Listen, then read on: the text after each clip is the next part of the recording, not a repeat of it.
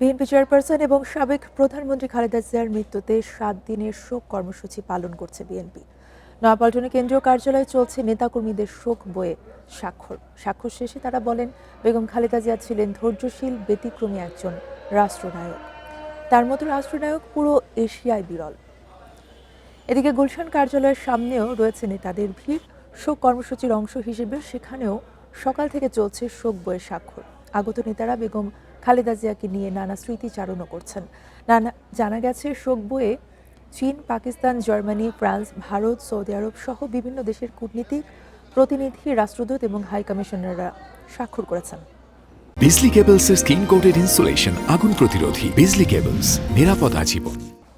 কোরআনের প্রতি তার যে ভালোবাসা ছিল, আলেমদের প্রতি তার যে ভালোবাসা ছিল, এই জন্য যেন আল্লাহ পাক রব্বুল আলামিন যেন তাকে মাফ করে দেন। আমরা ওনার প্রতি শ্রদ্ধা জানাতে লিখিত আমরা এর জন্য পার্টি অফিসে এসেছি। গণতন্ত্রের মা চলে গিয়েছে, এখানে আমাদের এই বিএনপি নয়াপল্টন অফিসে আমরা আসছি শোক বইয়ে স্বাক্ষর করার জন্য। টানটা থাকে, সেই মাতৃত্ব টান আমাদের ভিতর রয়ে গেছে এবং সেই কষ্ট থেকে আমাদের আসা, আমরা শোক বইতে স্বাক্ষর করেছি। আরো জানাতে গুলশান থেকে যোগ দিচ্ছেন সহকর্মী রিফাত আলম।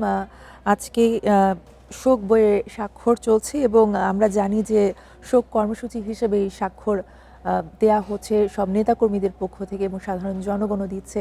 আপনি আছেন এই মুহূর্তে গুলশানে, জানাবেন সেখানকার পরিস্থিতি। দেখুন, বেগম খালেদা জিয়া তিনবারের সাবেক প্রধানমন্ত্রী, তিনি গতকালই তার দাফন সম্পন্ন হওয়ার পর থেকেই বিকেল 4:30 থেকেই শোক বইয়ের যে স্বাক্ষর কর্মসূচি সেটা কিন্তু শুরু হয়েছে এবং বিভিন্ন দেশের রাজনৈতিক কূটনীতিকরা এবং বিভিন্ন দলের নেতারা, বিশিষ্ট ব্যক্তিরা তারা কিন্তু শোক বইয়ে স্বাক্ষর করছেন এবং সেই ধারাবাহিকতায় আজকে এখনও গুলশান কার্যালয়ে সেই কর্মসূচি চলছে। পাশাপাশি বিভিন্ন নেতা এবং বিভিন্ন দেশের কূটনীতিকরা কিন্তু আসা যাওয়া করছেন এবং ভেতরে আজকে কিছুক্ষণ আগেই, অর্থাৎ ঘণ্টাখানেক আগে, এখানে বেগম জিয়ার স্মরণে এবং তার দোয়া মাগফিরাত করার জন্য দোয়া এবং মাহফিল হয়েছে, আলোচনা সভা হয়েছে, স্মরণ সভা হয়েছে, তাকে নিয়ে আলোচনা হয়েছে এবং সকাল থেকেই বলা যায় যে বিভিন্ন বিভিন্ন দলের নেতাকর্মীরা, বিদেশি কূটনীতিকরা এবং বিশিষ্ট ব্যক্তিরা কিন্তু একের পর এক এখানে আসছেন।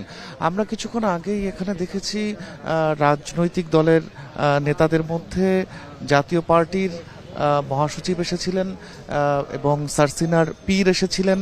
এছাড়া বাংলাদেশ সুপ্রিম পার্টি সহ অন্যান্য যে যুগপৎ আন্দোলনের যে নেতারা রয়েছেন দলগুলোর, তারা কিন্তু এখানে এসে উপস্থিত হয়েছেন, কথা বলেছেন। এখানে বিএনপির স্থায়ী কমিটির সদস্য সালাউদ্দিন আহমেদ এবং কথা বলেছেন বিএনপি মহাসচিব মির্জা ফখরুল ইসলাম আলমগীর। তারা দুজনেই জানিয়েছেন যে আসলে তারা বেগম জিয়ার যে শোক, বেগম জিয়ার যে বিদায়ের যে শোককে শক্তিতে পরিণত করে তারা আগামী দিনে শুধু নির্বাচনেই তার শোককে ব্যবহার করা নয়, তারা জাতি বিনির্মাণে এই শোককে শক্তিতে পরিণত করবেন।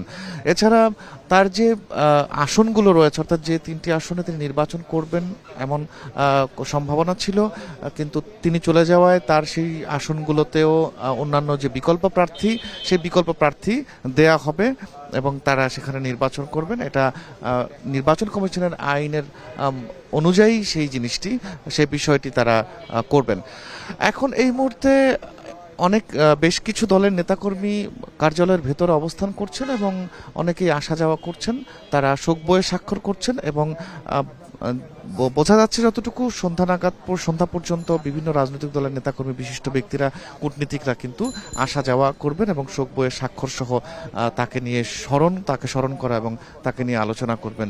তো আমাদের এই মুহূর্তে আমরা এখানেই আছি এবং অন্যান্য যে বিশিষ্ট কূটনীতিকরা আসছেন, যারাই আসছেন তাদের সাথে আমরা কথা বলার চেষ্টা করছি এবং আগামী যে কর্মসূচি, সেই কর্মসূচি সম্পর্কে বিএনপি নেতাদের কাছ থেকে জানার চেষ্টা করছি। পরবর্তী সংবাদে আমরা তা তুলে ধরতে পারবো।